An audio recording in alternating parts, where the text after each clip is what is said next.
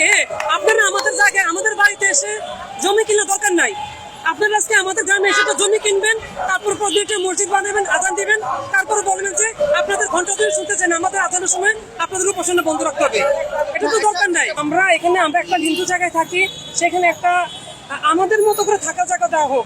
যদি আমাদের ঘন্টার জন্য ভালো না লাগে, আমাদের মন্দিরের উপাসনা ভালো না লাগে, তাহলে আপনারা আপনাদের মতো থাকেন, আমরা আমাদের মতো থাকি।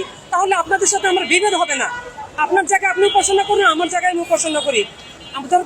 আমাদের যদি একটা জেলা দেওয়া হয় বা আমাদের একটা উপজেলা দেওয়া হয়, প্রতিটা জেলাতে একটা উপজেলা হিন্দুদের জন্য থাকবে, তাহলে আপনাদের সাথে বিভেদটা তৈরি হয় না। আমাদের বাজার, আমাদের ব্যাংক, আর আপনারা আমাদের বাড়িঘর কেন পাহারা দিবেন? রাত্রিবেলা পাহারা দিবেন, রাত্রিবেলা ভাঙচুর করবেন, সকালবেলা এসে মলম লাগাবেন, এসে বলবেন যে এরকম করেন। আবার দেখা যায় পাহারা দিচ্ছেন, এমন হচ্ছে পাহারা দিচ্ছে, ছবি টবি তুলে ভেঙে দিয়ে চলে যাচ্ছে। এরকম তো হতে পারে না। আপনার মেয়ের পরিস্থিতি ভাঙা হয়েছে, আর এগুলি মিডিয়া ছড়াচ্ছে, আপনারা ছড়াচ্ছেন ভুয়া। বা যদি ভুয়াই হয়, ঠিক আছে, যেখানে যেখানে হচ্ছে আমরা বলছি, সেখানে আপনার সরজীবনে যান, সেখানে বলেন। বিক্রি হয়ে গেছে, আপনার সব কিছু মিডিয়া বলতে পারে না।